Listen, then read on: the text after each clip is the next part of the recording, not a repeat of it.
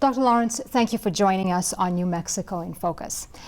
You teach political science at Boston College, and you've extensively examined the integration of Muslims into European politics and society. Many people are pessimistic about that process of integration. Why are you optimistic?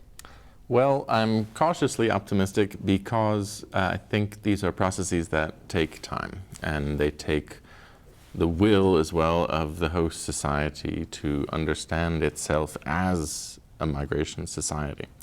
That has not come naturally to all European countries. Obviously, former empires had a slightly easier time imagining themselves as part of a larger national fabric.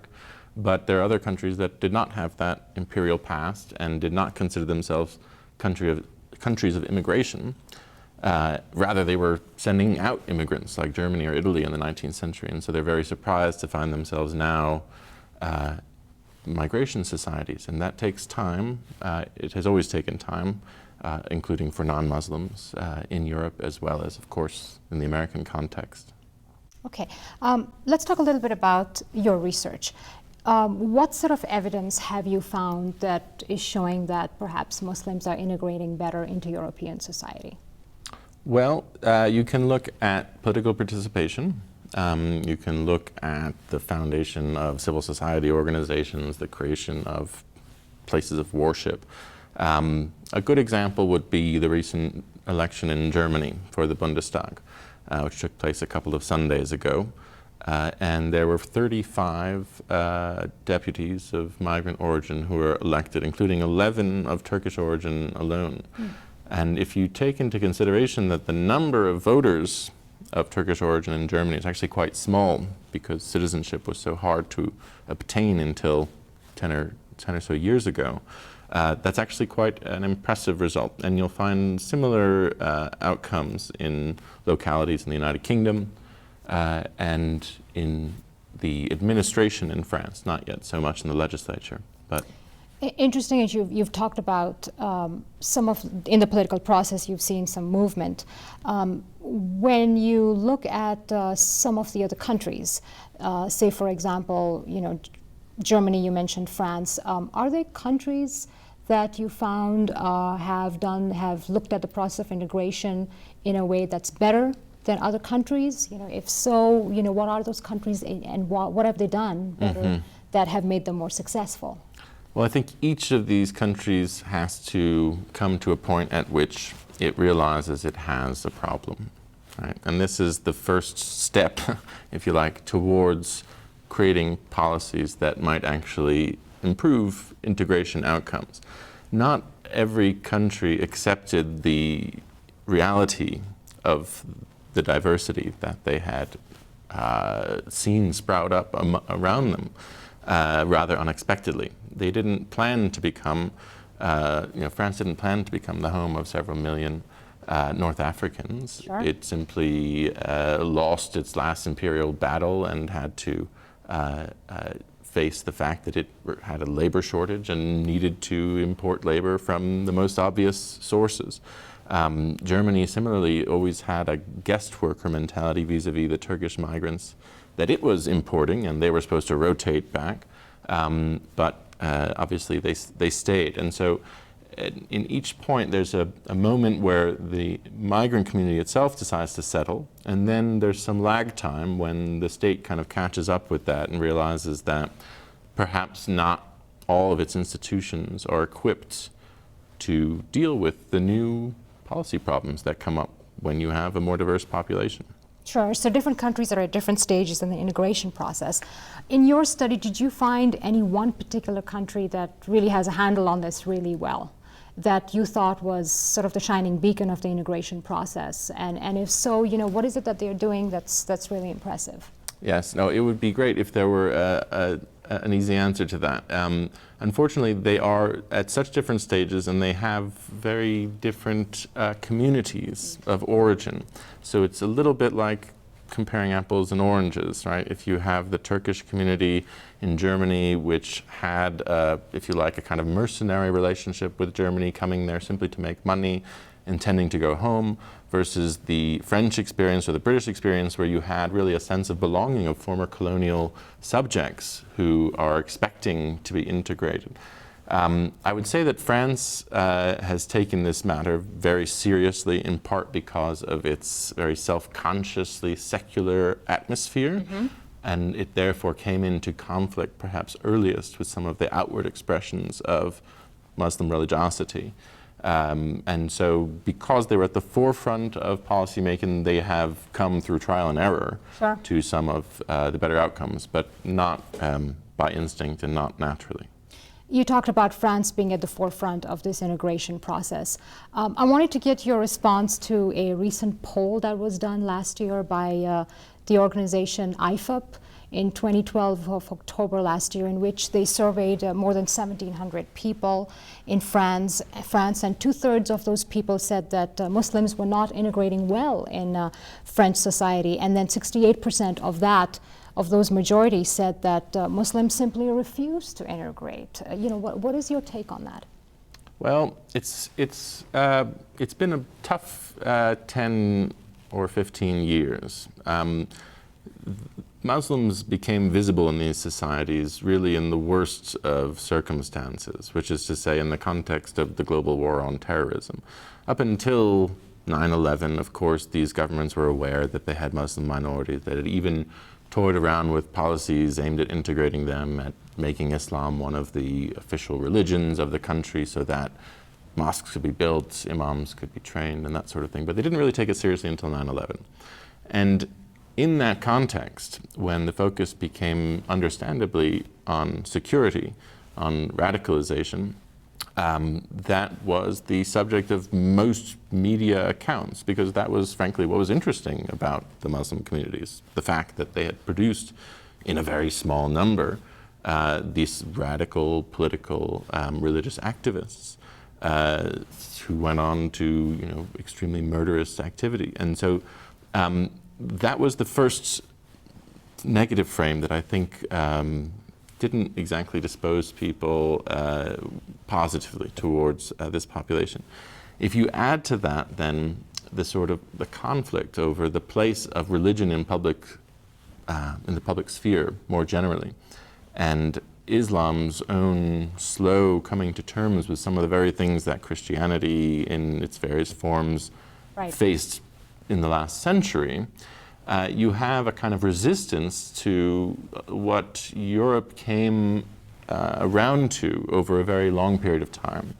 And that is the gradual removal of outward signs of religiosity, the gradual removal of religion from the public sphere.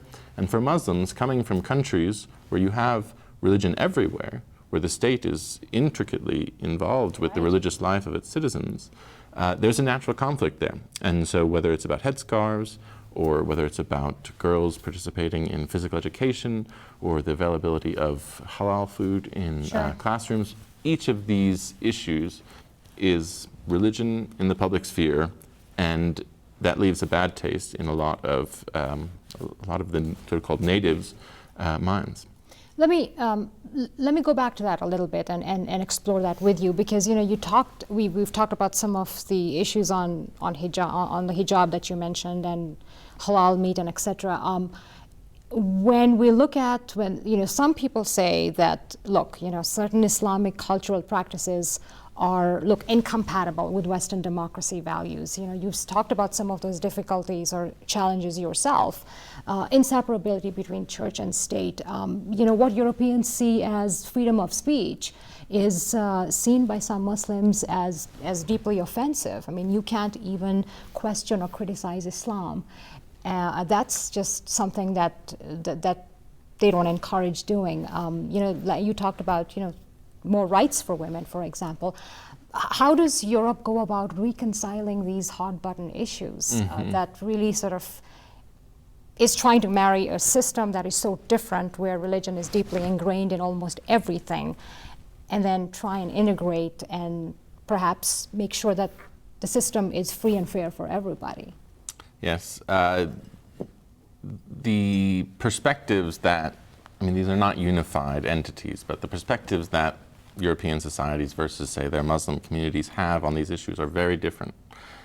And beginning with the Rushdie affair, if you like, going back to '89, when the author Salman Rushdie had published the Satanic Verses, and this had provoked a fatwa from the Iranian Ayatollah Khomeini calling for his murder.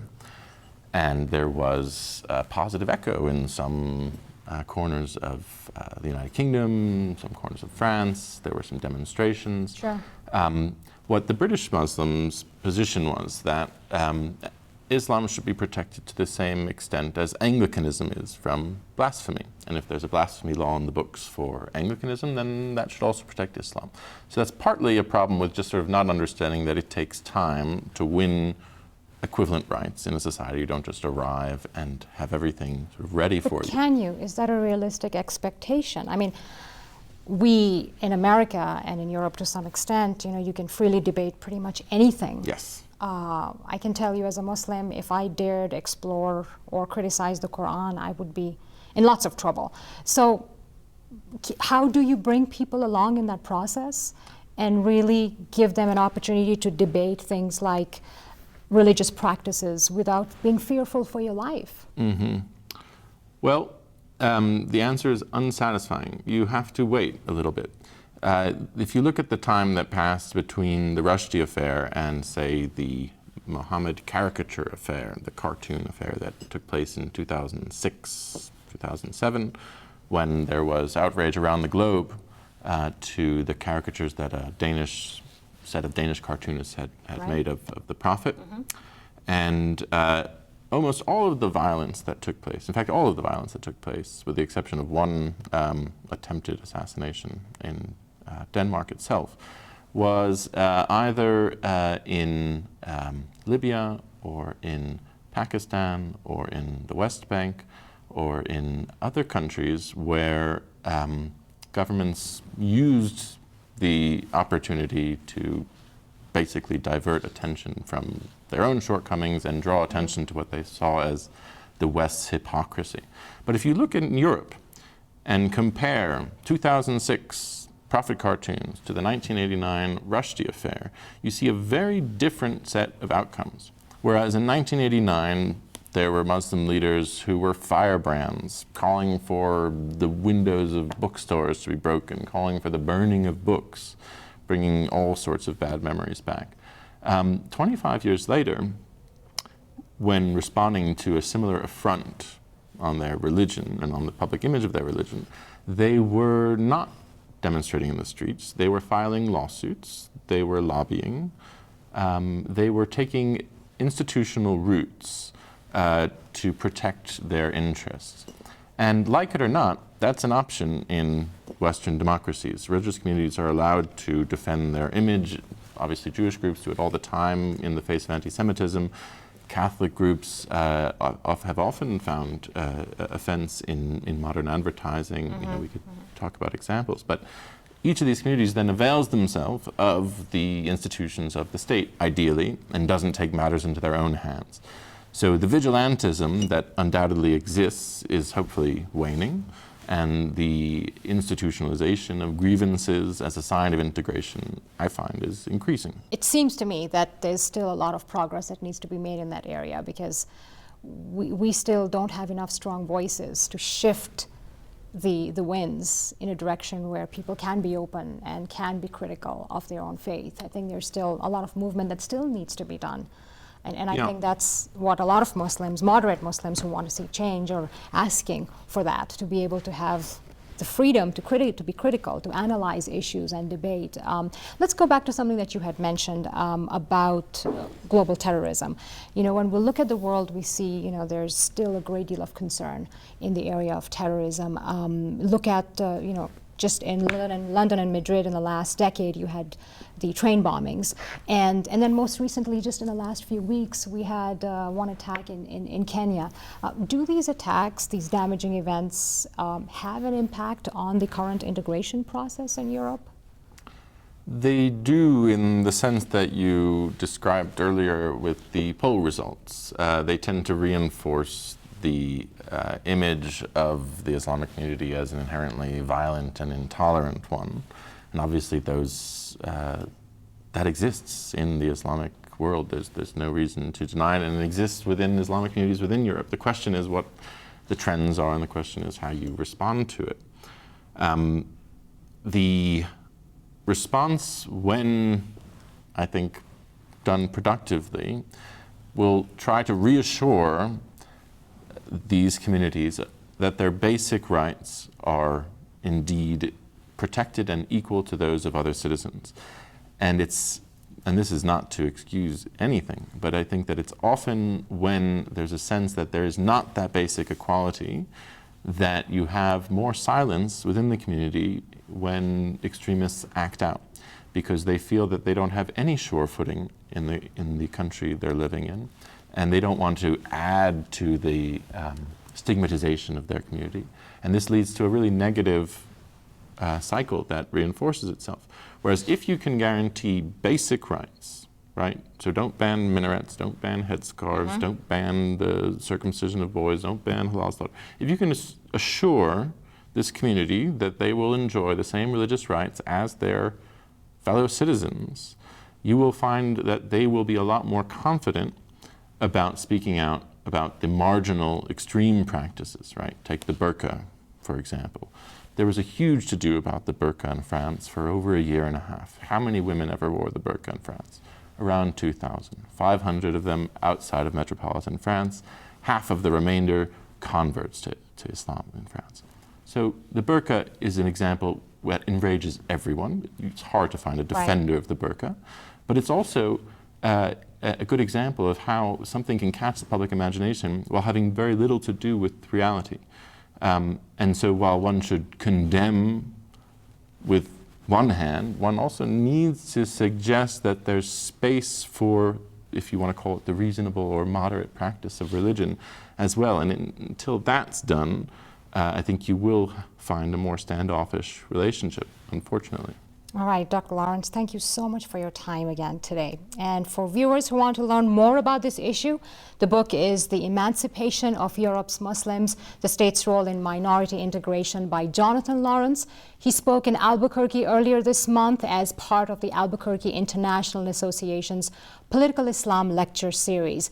The next speaker, Richard Norton, will be here on November 1st to discuss the Sunni and Shia divide in the wake of the Arab Spring. And for more information, go to the New Mexico in Focus Facebook page or albuquerqueinternational.org. Thank you for joining us.